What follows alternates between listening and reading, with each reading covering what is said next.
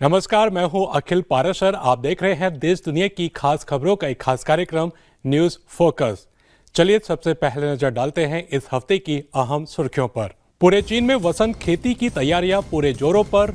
तिब्बत की पोलू बुनाई प्रथा में फिर से जान फूंकने की कोशिश। स्विट्जरलैंड के सबसे बड़े कार्निवल ने हजारों दर्शकों को आकर्षित किया। अब समाचार विस्तार से। पूरे चीन में किसान इस साल शुरुआती वसंत में अनाज की सफल फसल की तैयारी कर रहे हैं। पूर्वी चीन के शांतोंग प्रांत के हजर शहर में एक अंकुर सहकारी समिति ने अलग अलग पौधों की बिक्री में वृद्धि होने की जानकारी दी है। रोजाना औसतन 50,000 पौधे बेचे जाते हैं और सबसे व्यस्त दिन में 3 लाख पौधे बेचे जाते हैं। वसंत महोत्सव के बाद हुपे प्रांत के चोशियांग शहर में विभिन्न फलों की पौध का व्यापार चरम पर है। अंकुर खेती के 40 साल के इतिहास वाले शाओछांग काउंटी में 10,000 से अधिक किसान और 100 उद्यम पौधे रोपने में शामिल हैं। वसंत खेती के लिए उर्वरक भी महत्वपूर्ण है। निंगशा और छोंगशिंग में उद्यम किसानों के लिए पर्याप्त सप्लाई सुनिश्चित करते हैं। दरअसल कृषि तैयारियों का लक्ष्य अलग अलग क्षेत्रों में वसंत ऋतु में गेहूं की सफल बुआई करना है। चीन की अंतरिक्ष एजेंसी CMSEO ने अपने आगामी लूनर अन्वेषण वाहनों के नामों का खुलासा किया है। नई पीढ़ी के मानवयुक्त अंतरिक्षयान के लिए मंगचो और लूनर लैंडर के लिए लानयुए रखा है। चीन का लक्ष्य साल 2030 तक 2 वाहक रॉकेटों का उपयोग करके चंद्रमा पर अंतरिक्ष यात्रियों को उतारने का है। यान और लैंडर चांद के कक्षा में मिलेंगे और अंतरिक्ष यात्री अन्वेषण के लिए लैंडर में प्रवेश करेंगे। चीन की संस्कृति और आकांक्षाओं को दर्शाते हुए लगभग 2000 सार्वजनिक प्रस्तुतियों में से नाम चुने गए थे। मंगचो के 2 संस्करण हैं, एक लूनर अन्वेषण के लिए और दूसरा अंतरिक्ष यात्रियों को अंतरिक्ष स्टेशन तक ले जाने के लिए।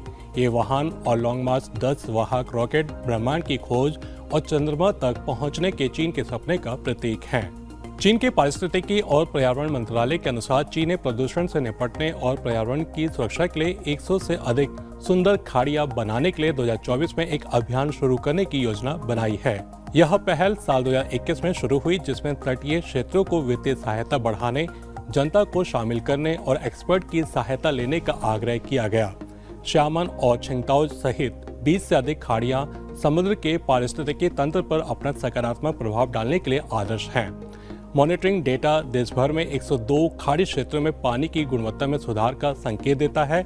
लक्ष्य यह है कि साल 2027 तक चीन की 283 खाड़ियों में से 40% को सुंदर बनाया जाए, जिसमें साफ सफाई, जैव विविधता और मनुष्य और प्रकृति के बीच सामंजस्यपूर्ण संतुलन हो।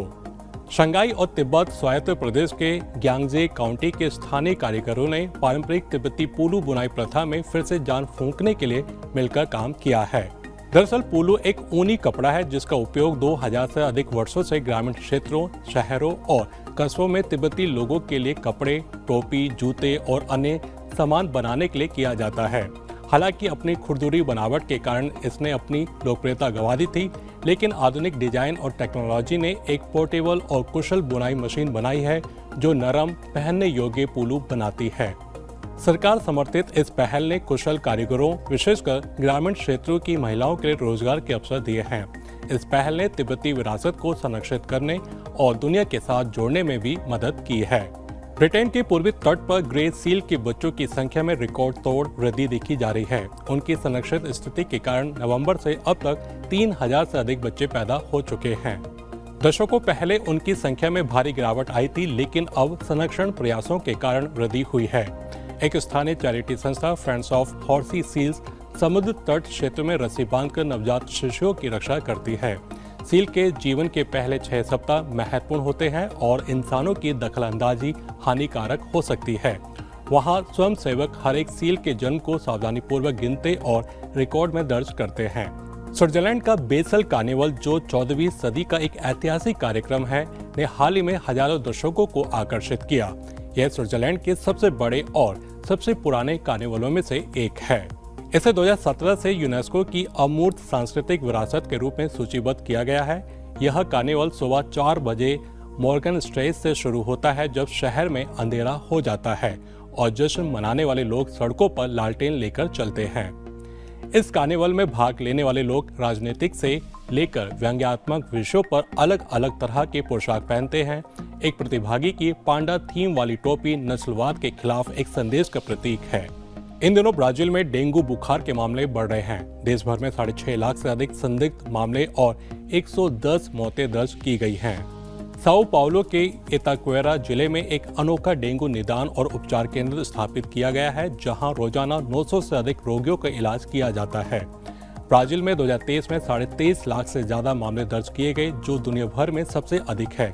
यदि कंट्रोल नहीं किया गया तो 2024 में ये मामले 40 लाख से अधिक हो सकते हैं। तो ये थी इस हफ्ते की खास खबरें। अब चलते हैं हमारे एक स्पेशल सेगमेंट की तरफ, न्यूज स्टोरी। इस समय चीन में देश की सबसे बड़ी विधायिका और राजनीतिक सलाहकार निकाय की सबसे बड़ी राजनीतिक सभा होने जा रही है, जिसे 2 सेशंस यानी 2 सत्र कहा जाता है। और ये सालाना सत्र मौजूदा और लंबे समय तक चलने वाले मुद्दों को संबोधित करने के लिए चीन के शासन की शक्ति और दृष्टि प्रदान करता है। चीन का ये 2 सत्र देश के सबसे महत्वपूर्ण समारोह में से एक है और इसे सालाना सत्र के दौरान चीन की राष्ट्रीय शासन प्रणाली और क्षमता पर सभी का खास ध्यान होता है।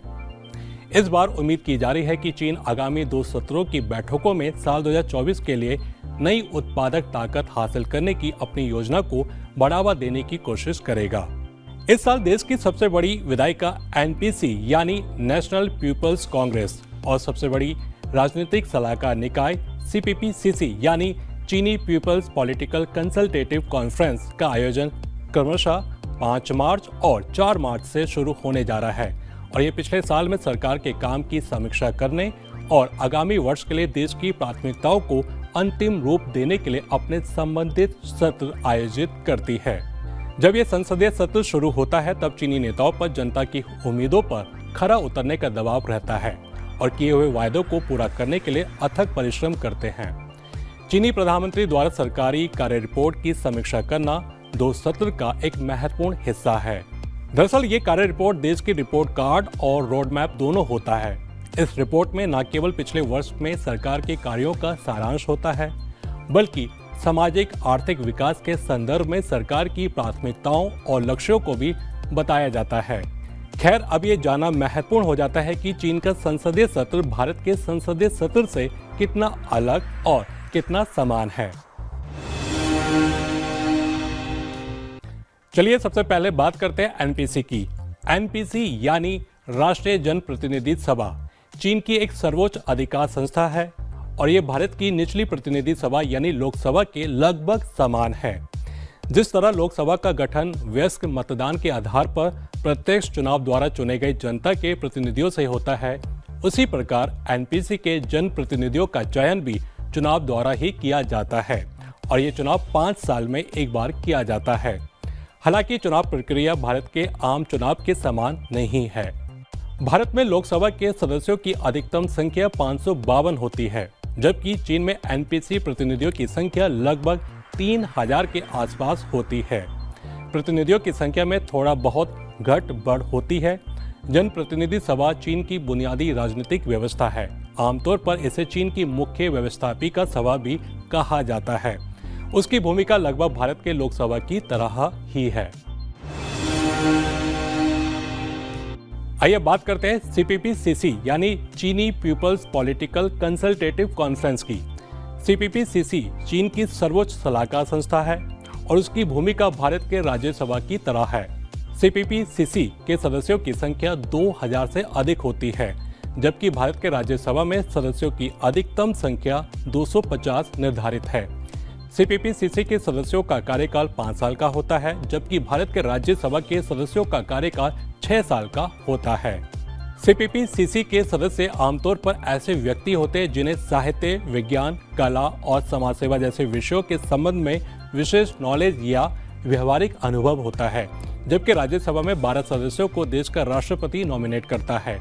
ये 12 सदस्य खेल, कला, संगीत जैसे क्षेत्रों से आते हैं। बाकी के 238 राज्यसभा सांसद राज्यों और केंद्र शासित प्रदेशों से आते हैं।